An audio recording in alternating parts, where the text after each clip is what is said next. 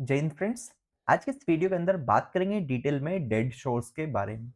जैसे कि पिछली वीडियोस के अंदर मैंने आपको एक्सप्लेन कर दिया है रैकिंग शोर क्या होता है। देन फिर हमने बात करी थी फ्लाइंग शोर्स के बारे में, क्या होता है, क्या क्या कंपोनेंट्स होते हैं, कहाँ पर उनको प्रोवाइड किया जाता है। सेम फैशन में हम बात करेंगे डेड शोर्स के बारे में। तो फ्रेंड्स, सबसे पहली बात मैं आपको बता देता हूँ डेड शोर्स का यूज कहाँ पर होता है। देखो, ये मेरी क्या है, एक प्रकार की कोई बिल्डिंग है। इस बिल्डिंग का ये जो वाला पार्ट है, डेट इज ये वॉल है। इस वॉल को मेरे को क्या करना है, यहाँ से रिमूव करना है या रिपेयर करना है। तो मैं क्या करता हूँ, एक हॉरिजॉन्टल मेंबर ले लेता हूँ। इस हॉरिजॉन्टल मेंबर के ऊपर मैंने यहाँ पर पहले एक होल कर दिया। उस होल के अंदर इस हॉरिजॉन्टल मेंबर को डाल दिया, जिसको हम लोग निडल बोलते हैं। और निडल डाल दिया तो निडल से क्या होगा, ये जो भी वॉल के ऊपर जो भी लोड था वो लोड हमारे निडल को ट्रांसफर हो जाएगा। अब इस नीडल को मैंने सपोर्ट कर दिया है दो वर्टिकल पोस्ट की मदद से। ठीक है, तो ये दो वर्टिकल पोस्ट हो गए, आप देख सकते हैं। इन वर्टिकल पोस्ट को ही डेड शोर्स कहते हैं, इस निडल को भी डेड शोर्स कहते हैं। डेड मतलब कि ये हमारा एक प्रकार के क्या हो गए, स्टैटिक हो गए, रुके हुए हैं, कोई भी इनके अंदर मूवमेंट नहीं होना चाहिए। ठीक है, तो ऐसे टाइप के मेंबर्स को डेड शोर्स बोल दिया है। जैसे डेड बॉडी होता है, सेम ये हो गया, इनका कोई मूवमेंट नहीं है यहाँ पर है। तो क्या होगा, ये वॉल के ऊपर से लोड आएगा निडल के ऊपर जो लोड आएगा वो ट्रांसफर होता है डेड शोर्स को या फिर वर्टिकल पोस्ट को। ये वर्टिकल पोस्ट क्या करते हैं, उस लोड को हमारे फोल्डिंग वेजेस को ट्रांसफर करते हैं, एंड फोल्डिंग वेजेस हमारे सोल प्लेट को ट्रांसफर करता है। देन ये ग्राउंड को ट्रांसफर हो जाता है। क्लियर है? तो इस टाइप का पूरा मैकेनिज्म होता है डेड शोर्स का। तो सबसे पहले मैं यहाँ पर आपको कुछ पॉइंट्स बताता हूँ जो कि इंपॉर्टेंट होते हैं डेड शोर्स से रिलेटेड। तो यहाँ पर आप देख सकते हैं डेड या फिर इसी को वर्टिकल शोर्स भी कहते हैं।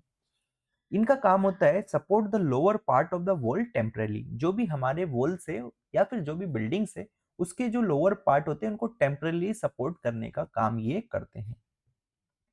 देखो, वर्टिकल शोर्स जो है ट्रांसफर करते हैं load from upper floor to the ground safely. मतलब कि ये फर्स्ट फ्लोर का जो भी लोड था, इस लोड को क्या करेगा, ये हमारे जो निडल है, निडल ले लेगा। अगर मेरे को ये पार्ट यहाँ से रिपेयर करना है, रिमूव करना है, तो निडल ने लिया। निडल क्या करता है, हमारे डेड शोर को ट्रांसफर करता है। देन ये फोल्डिंग वेजेस को, देन सोल प्लेट को, देन ग्राउंड को। तो यहाँ पर अगर मैं आपको बताऊं लोड ट्रांसफर कैसे होता है, ये काफी इंपॉर्टेंट है, आपसे काफी बार पूछा जाता है, तो इसलिए आप इसको अपनी कॉपी में नोट डाउन कर लेना।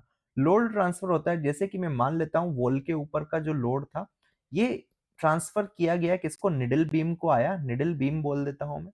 निडल बीम क्या करता है, इसको फ्रेंड्स वर्टिकल पोस्ट बोल देता हूं इनको, या फिर डेड शोर्स भी आप बोल सकते हैं। ये वर्टिकल पोस्ट क्या करता है, इसको फिर हमारे जो फोल्डिंग वेजेस होते हैं, फोल्डिंग वेजेस को ट्रांसफर कर देगा। फोल्डिंग वेजेस किसको ट्रांसफर करता है, ये ट्रांसफर करता है सोल प्लेट को। सोल प्लेट किसको ट्रांसफर कर देगा, इसको, ये ग्राउंड को ट्रांसफर कर देगा। तो ये लोड ट्रांसफर मैकेनिज्म है जो कि आपको ध्यान में रखना है, आपसे काफी बार पूछा जाता है। ठीक है, मेरे ख्याल से ये चीज क्लियर हो गई होगी कि वर्टिकल सोर्स का क्या यूज है ना।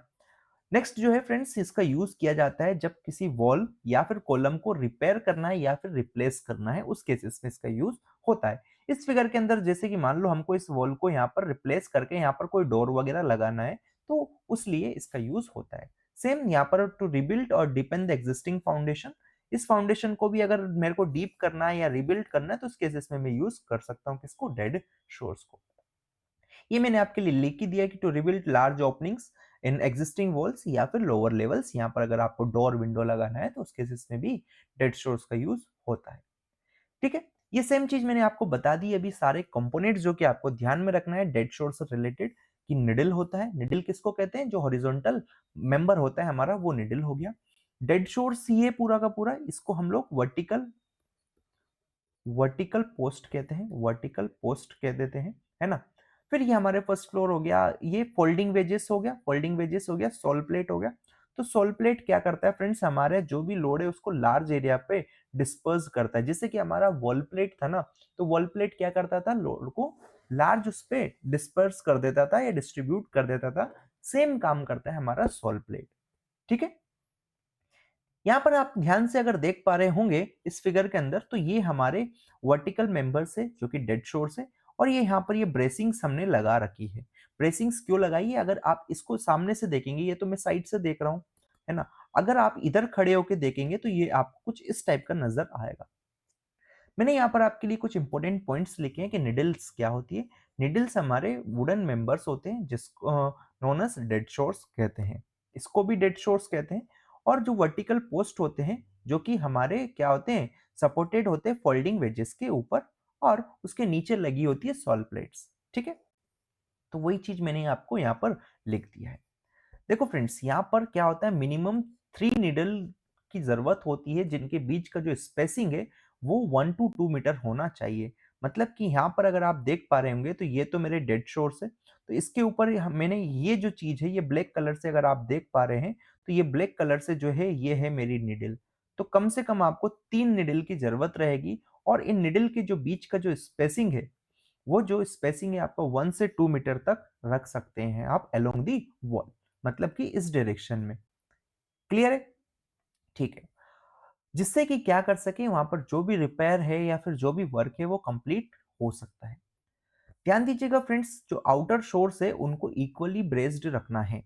आउटर शोर should be equally braced. Braced मतलब यहाँ पर आप देख सकते हैं ये जो ब्रेसिंग है दैट इज जो हमारे वर्टिकल पोस्ट है इनके बीच में आपको ब्रेसिंग मेंटेन करना है जिससे कि यहाँ पर बकलिंग वगैरह ना हो। इस चीज का भी आपको ध्यान में रखना है। अब बात करेंगे फ्रेंड्स कि जो हमने पिछले 3 टाइप के जो शोर्स देखे हैं तो उनकी मतलब जो शोरिंग है, शोरिंग के क्या-क्या प्रैक्टिकल एप्लीकेशंस है जो कि आपको अभी तक समझ में आ गए होंगे, बट फिर भी मैं यहाँ पर आपको बता देता हूँ। देखो, पहला जो एप्लीकेशन है शोरिंग का वो है to strengthening of weekend structure. जो भी वीक स्ट्रक्चर है, अनस्टेबल स्ट्रक्चर है, उसको स्टेबिलिटी प्रोवाइड करना या स्ट्रेंथ प्रोवाइड करना, जो पर्पस है किसका, शोरिंग का।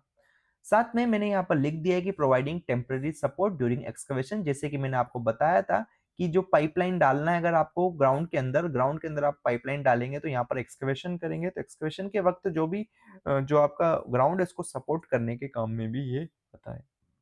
सॉरी। देन जो ओल्ड बिल्डिंग्स होता है उनको स्टेबलाइज करने के काम में भी ये आता है। कंक्लूजन फाइनल हम दे सकते हैं कि शोरिंग का यूज करते हैं, क्यों? क्योंकि ये एंश्योर करती है सेफ्टी एंड स्ट्रक्चरल इंटीग्रिटी को। ठीक है। नेक्स्ट, सिलेक्शन, जो टाइप ऑफ शोरिंग का सिलेक्शन है वो डिपेंड करता है कि साइट कंडीशन कैसी है और स्ट्रक्चरल रिक्वायरमेंट कैसी है। देखो, अगर आप ग्राउंड से डायरेक्ट सपोर्ट ले सकते हैं तो आप रेकर शोर्स का यूज कर सकते हैं। अगर आप डायरेक्ट ग्राउंड का सपोर्ट नहीं रह सकते तो आप फ्लाइंग शोरिंग का यूज करेंगे। साथ में ध्यान दीजिएगा फ्रेंड्स कि proper installation is crucial for the effectiveness. इसलिए प्रॉपर तरीके से शोरिंग को पहले डिजाइन किया जाता है कि कितना लोड उसके ऊपर आएगा, देन उसको फील्ड पे एक्चुअली में यूज किया जाता है। तो फ्रेंड्स, आई होप मैंने यहाँ पर आपको एक्सप्लेन कर दिया है कि शोरिंग क्या होता है सिविल इंजीनियरिंग के अंदर, कितने टाइप की शोरिंग्स होती है, किसको कब यूज किया जाता है, सारी बातें हमने कर ली है। तो अगर वीडियो अच्छी लगी है तो लाइक करें, शेयर करें, चैनल को सब्सक्राइब करें। मिलते हैं नेक्स्ट वीडियो में। Till then keep learning, keep growing, bye bye.